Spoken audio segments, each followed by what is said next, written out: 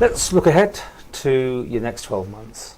I mean, you got a list. I think you last Well, you I brought mean, a long list. Are you still being completely, really overworked here? Almost. I mean, do you feel like you are taking on more almost than you can? I know you've got the department and everything, but do you feel slightly? I think as a government we've got to, we still want to deliver lots, and we've been very, very ambitious, incredibly. I mean, who would sort of think, Liverpool ferry terminal, new sea service agreement, prom, we've been.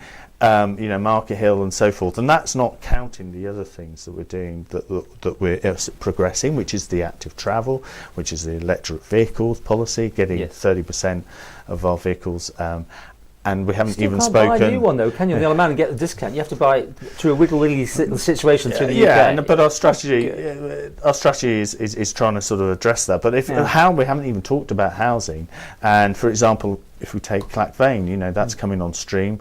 That's gone very much in the quiet, but actually it's been a really good project. Where's the good news story? Number. I mean, obviously it's built, but some of the housing techniques that have been used, the templates in low energy, will then become the new standard for elsewhere on the island. So it's those sort of lessons that have been taken through, and we've got a much more fairer allocation system in our housing. We've got more people shared lists, which means more people are getting housed. So there is quite a wide spectrum. Back to roads, because that's what people, you're doing more roadworks as even though the promenade is going along.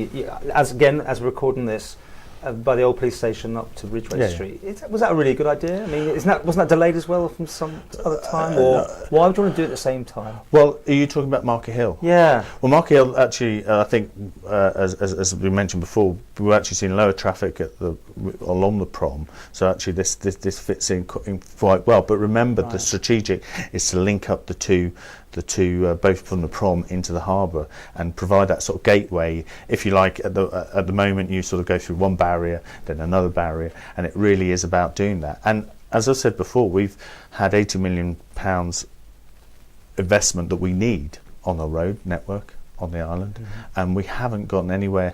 And we're trying to. How much have you? Well, we're trying to. You need 80, do you say? There's around that it's often been spoken about. A few years ago, there's about an £80 million investment needed on our roads.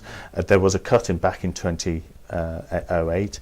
We've reversed that, increased the maintenance by 1.1 million, and that's why we've been able to see more road improvements. But I see that as a good thing, because that investment is really good for the island. You only have to look elsewhere across the world where they haven't invested in infrastructure and the catastrophic effects that has. I still think the local newspapers putting in a pothole of the week or something feature. I've not seen that. Some of another change that you might not be aware of is that we've changed the approach that we deal with potholes. So rather than always fixing them, if you like, with one fix and then coming back, we're trying to go into more of a system where we do one sort of more permanent fix. So that's a change. And we haven't spoken about footpaths, and I work with beach buddies and things like that. So there's well, I want to give you a chance. You've got your little list there. What else should we look forward to Ray Harmer delivering over year 3? Well, what I really would like to see is really sort of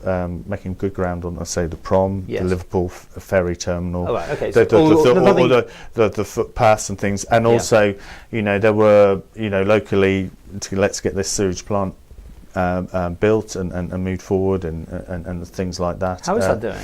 Well, that's in planning at the moment. So, and also on the housing front, we've got housing strategy this year, and also landlord registration, which I hope has taken longer than I would like, but that's coming through, to see active travel sort of, and see some of the investment in some of those routes coming through. So how are you doing then? Let's ask you, how's Ray Harmer doing? You're feeling okay? You're not back to this question, do you not feel you're being the pressure on you slightly now? Well, I think my main concern now is to deliver, and really sort of make sure that we do deliver on those items that we have, and it's good to have change, but we've got to be careful that we don't sort of. I'm thinking of the island really. You know, if you try and change everything in one moment, we have to make sure we pace ourselves. But I think, you know, there's really exciting things with the climate change and all of those kind of elements that where we can. I think we've, you know, really made a really good start. You get maybe a bit of pressure as well in Tynwald when we go down to do the question time only. So I mean, that's the time I see you. But you know, sometimes you're quite in the firing line. Do you just treat that as your professional job, or does it hit you?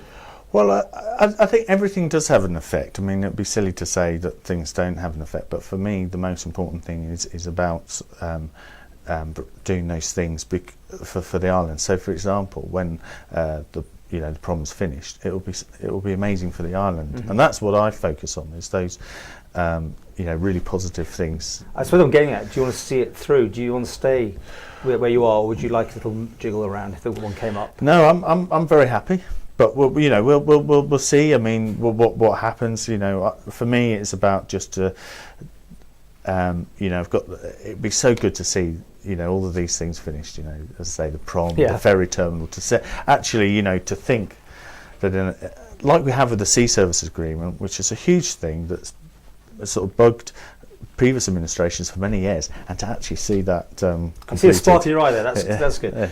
Right, shall we give you some sort of idea how you voted yourself on the last year? I should point out, you keep saying that you give yourself zeros, but you know that you can't do that in that sense, and whatever it feels like, you have to give us a score if you can, out of 10, please. Yeah, as you know, I don't like giving scores, I think, but you know, as I say, I still think you gave 7.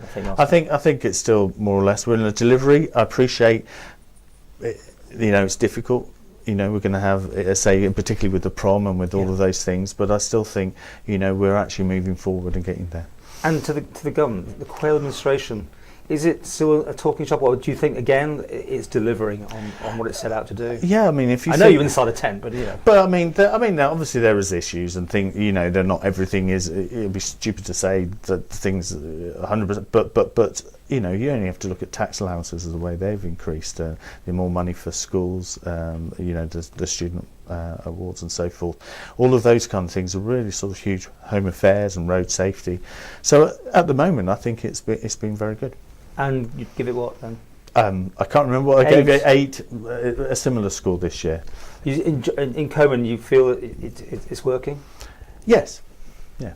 And even when you disagree and you have to go with the party line, I think. Yeah, and I think there are a few definite times when where you don't always agree with everybody, but that's really what it's about. It's about sort of working these things through, and it's much better to have really robust conversations sort of in those meetings rather than sort of have them outside, you know, because at the end of the day you will all want the same thing.